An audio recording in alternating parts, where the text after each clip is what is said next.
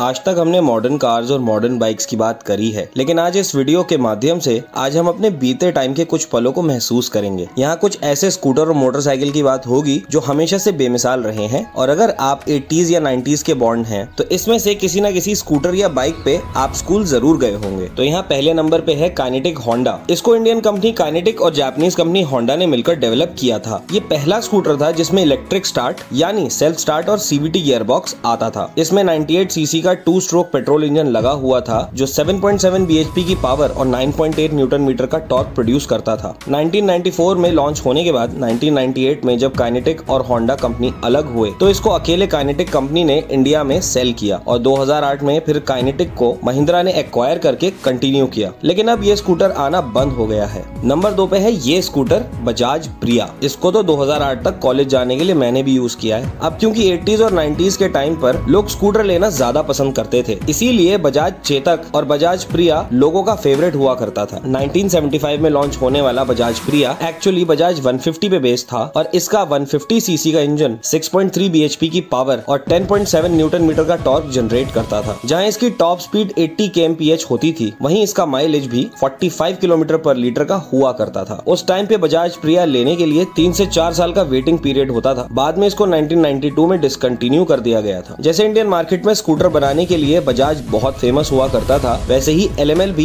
एक टक्कर की कंपनी होती थी, और बजाज चेतक के अगेंस्ट LML ने अपना स्कूटर वेस्पा 1985 में लॉन्च किया था। वेस्पा को एक्चुअली पेजियो और LML ने मिलकर डेवलप किया था। बजाज चेतक की टक्कर पे ये स्कूटर इसलिए भी था क्योंकि ये स्कूटर चेतक के कंपैरिजन में ज्यादा स्टाइलिश और लाइट वेट हुआ करता था। अगर पुराने जमाने को याद करके थोड़ा थोड़ा इमोशनल हुए हो तो चैनल को सब्सक्राइब जरूर कर लेना। अब स्कूटर से उठ के उस टाइम की अगर मोटरसाइकिल की बात की जाए तो वो आज की बाइक्स पे अब भी भारी है। यामाहा RX 100, ये आज भी अगर लॉन्च हो जाए तो इसकी बुकिंग मैं भी करवा लूंगा। वैसे RX 100 को किसी इंट्रोडक्शन की जरूरत नहीं है, इसकी फैन फॉलोइंग आज भी बहुत ज्यादा है। 1998 में लॉन्च की गई यामाहा RX 100 ने मार्केट को स्टार्टिंग से ही कैप्चर कर लिया था। इसकी खासियत थी कम वजन, ज्यादा पावर और बेहतरीन आवाज। उस टाइम पे बाइक एंथुसियास्ट इसको चलाना और इससे रेस लगाना पसंद करते थे। मार्केट में RX 100 के बारे में एक न्यूज है कि इसका इंजन रेसिंग कंपनीज ने खोल के देखा था कि क्या सच में ये 100 सीसी की बाइक है। इसका 100 सीसी का इंजन 11 bhp की पावर और 10.3 न्यूटन मीटर का टॉर्क जनरेट किया करता था। इसकी इतनी अच्छी परफॉर्मेंस की वजह इसका लाइट वेट भी था। इसका वेट 95 kg हुआ करता था, वहीं पे इसका माइलेज 45 kmpl का होता था। और क्योंकि इसका पिकअप जबरदस्त हुआ करता था, इसीलिए मौत के कुएं में भी ये बाइक ज्यादा देखने को मिलती थी। और हाई एमिशन नॉर्म्स के चलते यामाहा RX 100 को 1996 में डिसकंटिन्यू करना पड़ा, बट फिर भी रिस्टोर और मॉडिफाई करके ये बाइक आज भी आफ्टर मार्केट बेची जाती है। इसके बाद है रॉयल एनफील्ड बुलेट। वैसे इसको मोटरसाइकिल बोलना इसकी बेइज्जती होगी, बिकॉज ये अपने आप में एक कल्चर है, एक लाइफस्टाइल है। हम जो भी सोच सकते हैं ये वो सारी परफॉर्मेंस देती है। रॉयल एनफील्ड बुलेट को बोला जाता है कि कम से कम 15 से 20 किलोमीटर चलने के बाद ये बाइक ठंडी से गर्म होती है, और फिर जो एक बार इसका मूड बन जाए तो इसको कहीं भी ले जाओ ये शौक से चली जाती है। ये एक ऐसी आइकॉनिक मोटरसाइकिल है जिसको फैमिलीज जनरेशन टू जनरेशन चलाती है, बस इसका ख्याल रखो कायदे से। और ये एक लौती बाइक है जो आज भी ऑन सेल है, ऑन प्रोडक्शन है। ये बाइक 1948 से बनाई और बेची जा रही है, और इसीलिए ये दुनिया की लॉन्गेस्ट प्रोड्यूस्ड मोटरसाइकिल है। इंडिया में 1995 में इसका प्रोडक्शन स्टार्ट हुआ, और इंडियन गवर्नमेंट ने 1965 में इसके 800 यूनिट पेट्रोलिंग के लिए ऑर्डर किए थे। तब से अब तक बुलेट सेवा में हाजिर है। यामाहा RD 350, असल में इस बाइक को रॉयल एनफील्ड के अगेंस्ट लॉन्च किया गया था। ये बाइक 1973 में लॉन्च हुई, जिसका 347 सीसी का 2 स्ट्रोक 2 सिलेंडर इंजन हुआ करता था, जिसकी पावर 39 bhp और टॉप स्पीड 169 kmph होती थी। उस टाइम पे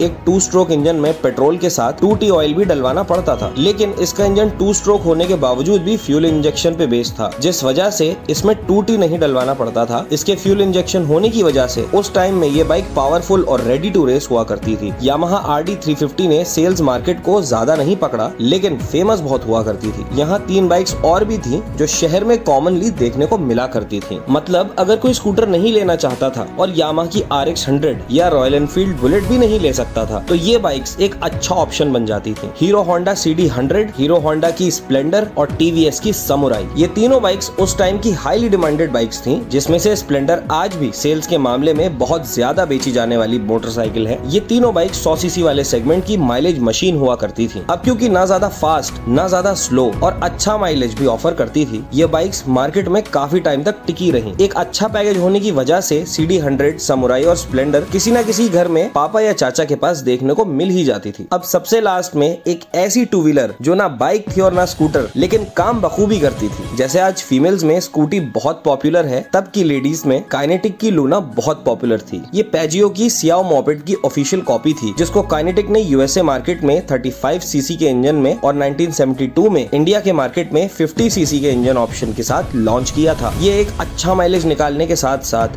2 ड्राइविंग ऑप्शंस देती थी। अगर पेट्रोल खत्म हो जाए तो साइकिल की तरह पेडल मार के चला लो, और अगर पेट्रोल है तो ऐसे ही पेडल मार के इसको स्टार्ट करके चला लो। लेकिन इसको सन 2000 में आते आते डिसकंटिन्यू कर दिया था। वैसे पहले के टाइम के टू व्हीलर व्हीकल और बहुत सारे हैं, लेकिन वीडियो ज्यादा लंबी ना हो जाए इसलिए इनको यहीं तक लिमिटेड रखा। आगे आने वाले टाइम में और ऐसी वीडियोस चाहिए तो कमेंट करके जरूर बताइए, और चैनल को सब्सक्राइब भी कर लीजिए जो आप लोग नहीं करते हैं। तब तक के लिए मिलते हैं एक नई वीडियो में। घर वालों का ख्याल रखना, drive safe. Okay guys, bye bye.